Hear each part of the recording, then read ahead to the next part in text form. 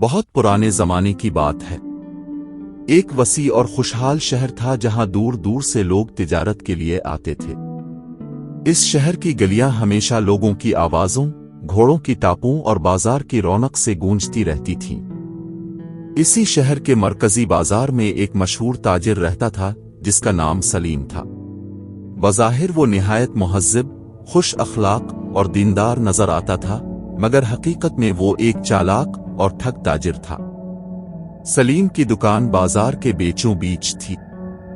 اس کی دکان پر قیمتی کپڑے، مسالے، خوشبوئیں اور دور دراز ملکوں سے لایا گیا سامان فروخت ہوتا تھا۔ لوگ اس کی نرم گفتگو اور میٹھی باتوں سے بہت متاثر ہوتے تھے۔ وہ ہر گاہک کو بھائی جان اور محترم صاحب کہہ کر بلاتا، مسکرا کر خوش آمدید کہتا اور قسمیں کھا کر یقین دلاتا کہ اس سے زیادہ سچا اور ایماندار تاجر پورے شہر میں نہیں۔ لیکن حقیقت کچھ اور تھی۔ وہ ترازو میں کمی کرتا، خراب مال کو اچھا بتا کر بیچتا اور قیمت اصل سے کئی گنا زیادہ وصول کرتا۔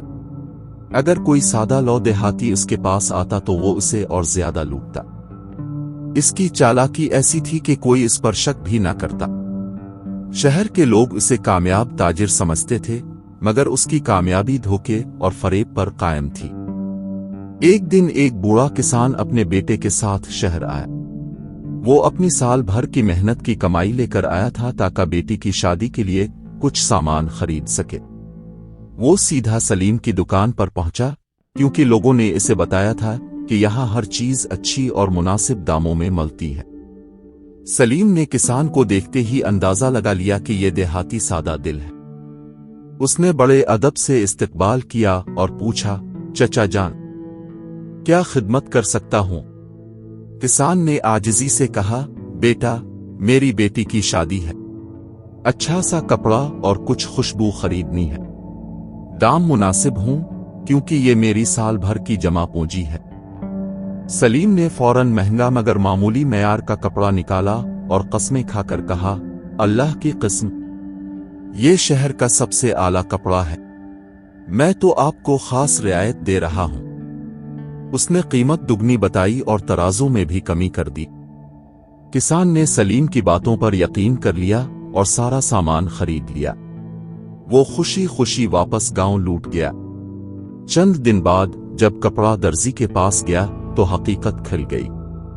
کپڑا کم معیار کا نکلا اور خوشبو بھی ملاوٹ شدہ تھی۔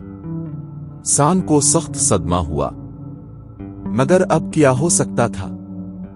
وہ دوبارہ شہر جانے کی سکت نہیں رکھتا تھا۔ ادھر سلیم اپنی دکان پر بیٹھا اگلے شکار کا انتظار کر رہا تھا۔ اس کا دل ذرا بھی نادم نہ تھا۔ وہ سوچتا تھا کہ دنیا چالاکوں کی ہے اور سادہ لوگ تو لوٹنے کے لیے ہی ہوتے ہیں، مگر اللہ تعالیٰ سب دیکھ رہا تھا۔ کچھ عرصے بعد شہر میں ایک نیک اور دانا بزرگ آئے۔ لوگ ان کے علم اور تقوی کے قائل تھے۔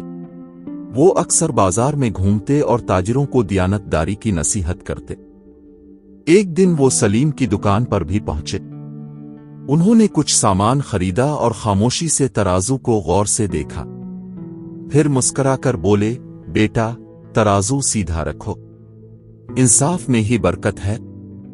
سلیم نے ہنستے ہوئے کہا، حضور، میں تو پورا انصاف کرتا ہوں۔ بزرگ نے سنجیدگی سے فرمایا، بیٹا، رزق میں برکت سچائی سے آتی ہے، فریب سے نہیں۔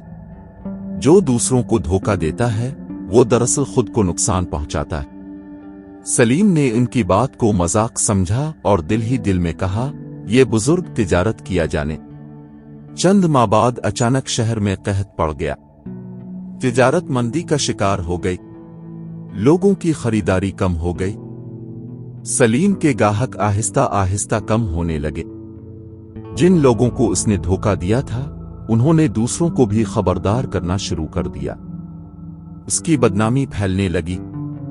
ایک دن ایک گاہک نے سب کے سامنے اس پر الزام لگایا کہ اس نے کم تول کر سامان دیا ہے۔ بات بڑھ گئی، لوگ جمع ہو گئے اور کسی نے ترازو چیک کیا تو واقعی اس میں کمی نکلی۔ اب سلیم کے پاس کوئی بہانہ نہ تھا۔ لوگوں کا اعتماد ٹوٹ گیا۔ اس کی دکان پر سناٹا چھا گیا۔ چند ہی مہینوں میں اس کا کاروبار تباہ ہو گیا۔ قرض بڑھ گئے، مال بکا نہیں، اور آخرکار اسے دکان بیچنی پڑی۔ اب وہی سلیم جو کبھی امیر اور مغرور تھا، تنگدستی کا شکار ہو گیا۔ ایک دن وہ اسی بزرگ کے پاس پہنچا جو اسے نصیحت کر چکے تھے۔ اس کی آنکھوں میں آنسو تھے۔ حضور، میں برباد ہو گیا ہوں، سب کچھ کھو دیا۔ بزرگ نے نرمی سے پوچھا، کیا تمہیں یاد ہے میں نے کیا کہا تھا؟ سلیم نے سر جھکا لیا۔ جی، آپ نے کہا تھا کہ انصاف میں برکت ہے۔ میں نے آپ کی بات نہ مانی، میں لوگوں کو دھوکہ دیتا رہا۔ آج اللہ نے مجھے میری کرتوتوں کا بدلہ دے دیا۔ بزرگ نے فرمایا، بیٹا، اللہ کی رحمت سے مایوس نہ ہو، سچی توبہ کرو، جن لوگوں کا حق مارا ہے انہیں واپس کرو، اور آئندہ ایمانداری سے زندگی گزارو۔ سلیم نے سچے دل سے توبہ کی۔ جو کچھ اس کے پاس بچا تھا اس نے لوگوں کو واپس کیا۔ کچھ نے معاف کر دیا، کچھ نے اپنا حق لے لیا۔ اس نے ایک چھوٹی سی ریڑھی لگائی اور ایمانداری سے تجارت شروع کی۔ شروع میں اسے بہت مشکل پیش آئی، مگر آہستہ آہستہ لوگوں کو اس کی تبدیلی کا یقین ہونے لگا۔ اس کی سچائی کی شہرت پھیلنے لگی۔ اب وہ کم کماتا تھا مگر دل مطمئن تھا۔ ایک دن وہی بوڑھا کسان دوبارہ شہر آیا۔ اس نے سلیم کو پہچان لیا۔ سلیم نے آگے بڑھ کر معافی مانگی اور اس کا نقصان پورا کیا۔ کسان کی آنکھوں میں آنسو آ گئے۔ اس نے کہا، بیٹا، اگر تم پہلے ہی سچائی اختیار کر لیتے تو یہ دن نہ دیکھنا پڑتا۔ سلیم نے جواب دیا، چچا جان، میں نے دیر سے صحیح مگر سبق سیکھ لیا ہے۔ وقت گزرتا گیا اور سلیم کی نئی پہچان ایک ایماندار تاجر کی بن گئی۔ اب وہ ہر گاہک کو پورا تول کر دیتا، خراب مال الگ رکھتا اور قیمت مناسب لیتا۔ اگر کبھی کوئی کمی رہ جاتی تو خود بتا دیتا۔ لوگ کہتے، دیکھو، یہ وہی سلیم ہے جو پہلے ٹھگ تھا، مگر اب سچائی کی مثال بن گیا ہے۔ سلیم اکثر نوجوان تاجروں کو نصیحت کرتا، دھوکہ وقتی فائدہ دیتا ہے مگر انجام تباہی ہے۔ سچائی ابتدا میں مشکل لگتی ہے مگر آخرکار عزت اور سکون دیتی ہے۔ آخرکار سلیم نے اپنی باقی زندگی دیانت داری میں گزاری۔ اس کے دل کو وہ سکون ملا جو دولت سے کبھی نہیں ملا تھا۔